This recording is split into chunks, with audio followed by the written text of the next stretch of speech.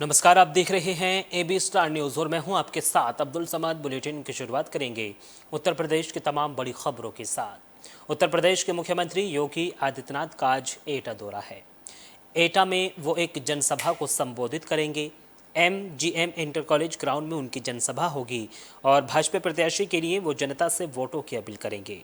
तो उत्तर प्रदेश के मुख्यमंत्री योगी आदित्यनाथ रविवार की दोपहर करीब 2 बजे MGM इंटर कॉलेज ग्राउंड में जनसभा को संबोधित करेंगे। मुख्यमंत्री की जनसभा की भाजपा तैयारी कर रही है। जिला प्रशासन भी पूरी तरह से अलर्ट है। वो आगरा लोकसभा के प्रत्याशी MP सिंह बघेल के समर्थन में जनसभा को संबोधित करने के लिए आ रहे हैं। दिन भर वहां पर अधिकारियों के निरीक्षण किए गए। वहीं भाजपा के लोग जनसभा में भीड़ जुटाने की जिम्मेदारी सौंपी है।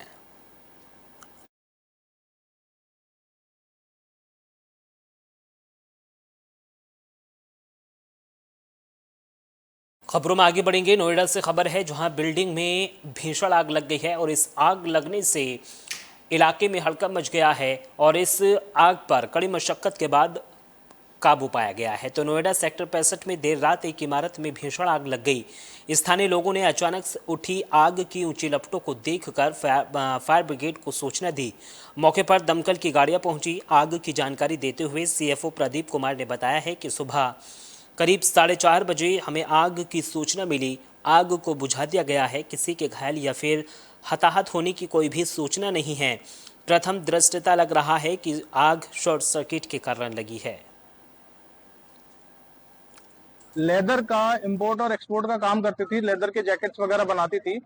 इसमें 4:30 बजे यूनिट को सूचना मिली कि इसमें आग लग गई है द्वितीय तल पे।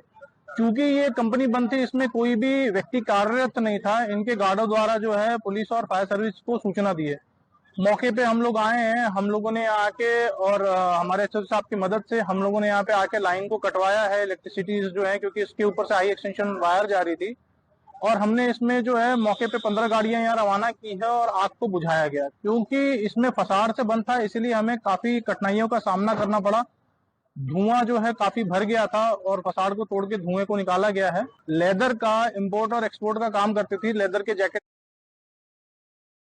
चलिए खबरों में आगे बढ़ेंगे। शाहजहांपुर से खबर है जहां एक छात्रा से वैन चालक ने अश्लील हरकत की है और इस पूरी घटना से क्षुब्ध होकर छात्रा ने पुलिस को तहरीर देकर इस पूरे मामले में कार्रवाई की मांग की है। तो वैन चालक और अब स्कूल प्रबंधक के खिलाफ भी मामला दर्ज कर लिया गया है।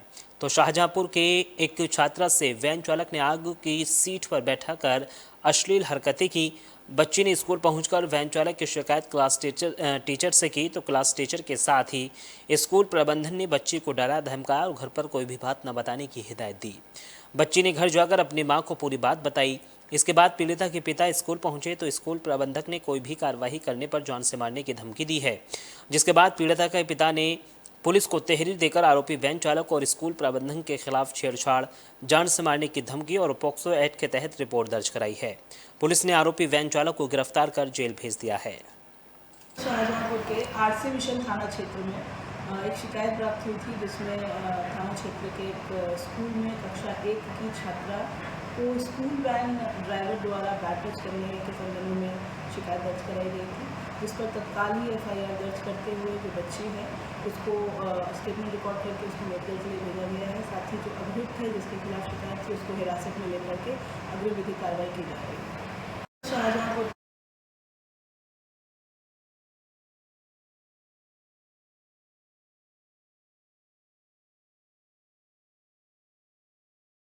चलिए खबरों में आगे बढ़ेंगे। जालौन से खबर है जहां एक घर में अस्पताल का संचालन हो रहा था और कहा जा रहा है कि इस अस्पताल का पंजीकरण भी नहीं कराया गया था। जिसके बाद घर में चल रहे अस्पताल पर छापा पड़ा है। आयुर्वेद चिकित्सा के नाम पर ये प्रसव और गर्भपात भी हो रहा था। तो उरई जालौन नगर में बगैर पंजीकरण के झोलापुर मार्ग पर अस्पताल के संचालन हो रहा था। बगैर पंजीकरण के चल रहे अस्पताल में आयुर्वेद चिकित्सा के नाम पर प्रसव और गर्भपात कराया जा रहा था। अवैध रूप से चल रहे अस्पताल में प्रसव और गर्भपात की सूचना पर चिकित्सा और प्रशासनिक अधिकारियों ने छापेमारी की है और मौके पर मिली अंग्रेजी दवाओं को सीज कर दिया गया है। इसके साथ ही अस्पताल में से 3 दिन में स्पष्टीकरण भी मांगा गया है। उप जिलाधिकारी अधिकारी अतुल कुमार ने बताया है कि आज अस्पताल में छापेमारी की गई। छापेमारी के दौरान अस्पताल में कोई कागज नहीं मिले, जबकि अंग्रेजी दवाई मिली है, उन्हें सीज कर दिया गया है और संचालिका को नोटिस जारी कर 3 दिन में अपना पक्ष रखने के निर्देश भी दिए गए हैं।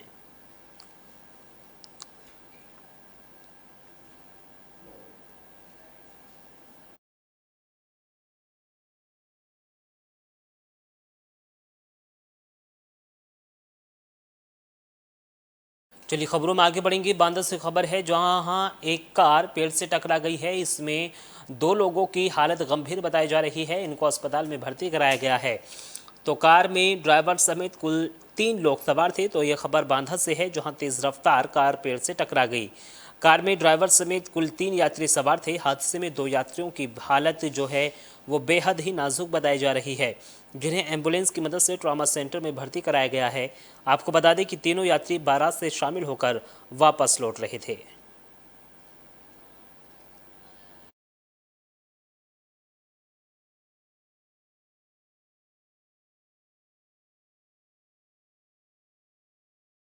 पीलीभीत से खबर है जहां चोरों ने एक रेस्टोरेंट में धावा बोल दिया है और इस पूरी घटना की जो वारदात है वहां पर लगे एक सीसीटीवी कैमरे में कैद हो गई है। तो चोर चांदी की मूर्तियां समेत नकदी लेकर फरार हो गए हैं। तो बेटे के विवाह समारोह में बरेली गए व्यापारी के रेस्टोरेंट में चोरों ने धावा बोल दिया और रेस्टोरेंट में रखी चांदी की मूर्तियां, सिक्के समेत लाखों रुपए की नकदी लेकर फरार हो गए। घटना का सीसीटीवी वीडियो भी सामने आया, जिसमें चोर ने अपने चेहरे को हेलमेट से छिपा रखा है। पुलिस सीसीटीवी फुटेज के आधार पर मामले की छानबीन कर रही है और जल्द ही घटना का खुलासा करने की बात कह रही है। वहीं घटना की जानकारी लगते ही लोगों की भीड़ उमड़ पड़ी है। सूचना पर पहुंची पुलिस मामले की जांच पड़ताल में जुट गई है। फील्ड यूनिट की टीम ने भी पहुंचकर साक्ष्य एकत्रित किए हैं।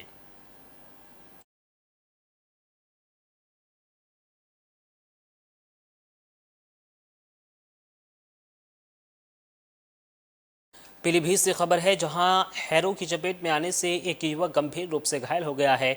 उसको नज़दीकी अस्पताल में भर्ती कराया गया है, जहां उसकी हालत अभी नाजुक बताई जा रही है। तो पीलीभीत के पुरनपुर में चलते ट्रैक्टर से गिरकर हैरो की चपेट में आने से गांव लोधीपुर निवासी अजीम का 12 वर्षीय पुत्र सोहल घायल हो गया।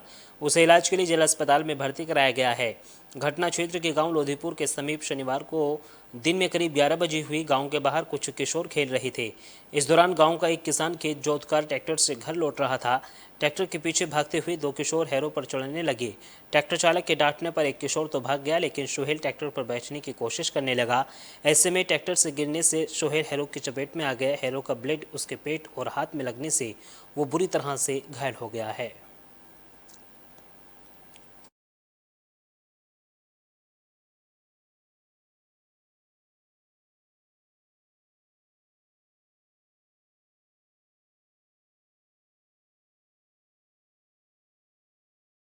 चलिए खबरों में आगे बढ़ेंगे। एटा से खबर है जहां अखिलेश यादव एटा में एक जनसभा को संबोधित करेंगे और वहां पर रामलीला मैदान में ये विशाल जनसभा को संबोधित करेंगे। तो एटा लोकसभा प्रत्याशी देवेश शाक्या के लिए वोटों की अपील करेंगे। सपा सुप्रीमो अखिलेश यादव के आने की तैयारी में सपा के नेता और कार्यकर्ता पूरी तरीके से जुट गए हैं।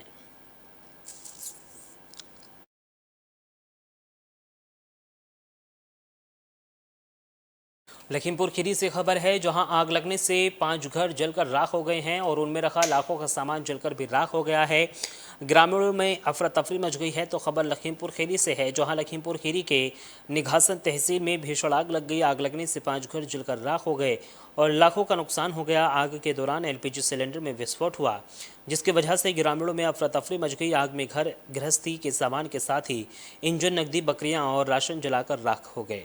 सूचना मिलने पर फायर ब्रिगेड की टीम और तहसील प्रशासन के अधिकारी भी मौके पर पहुंचे।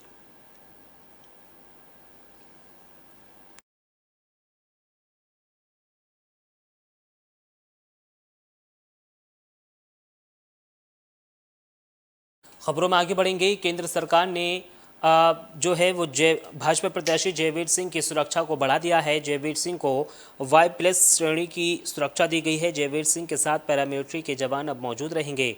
तो उत्तर प्रदेश की मैनपुरी लोकसभा सीट से भाजपा प्रत्याशी और पर्यटन एवं संस्कृति मंत्री जयवीर सिंह को तीसरे चरण के चुनाव से पहले केंद्र सरकार ने बड़ा तोहफा दिया है।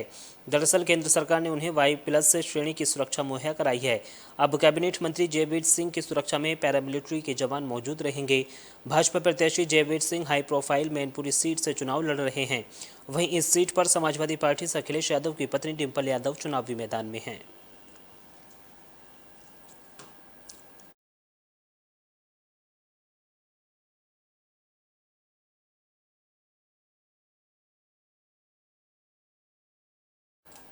खबरों में आगे बढ़ेंगे। कन्नौज से खबर है जहां अखिलेश यादव का क्रांति रथ कन्नौज पहुंचा है। उन्होंने वहां पर लोगों को संबोधित किया है। तो ये खबर कन्नौज से है जहां सपा अध्यक्ष अखिलेश यादव का क्रांति रथ कन्नौज की तिरवा पहुंचा। अखिलेश यादव ने तिरवा के अवंतीबाई चौक पर स्थित रानी अवंतीबाई की प्रतिमा पर माल्यार्पण किया। माल्यार्पण के दौरान हजारों की संख्या में कार्यकर्ता भी मौजूद रहे। और फिलहाल इस बुलेटिन में सिर्फ इतना ही। देश और दुनिया की तमाम बड़ी खबरों के लिए देखते रहिए AB स्टार न्यूज़। नमस्कार।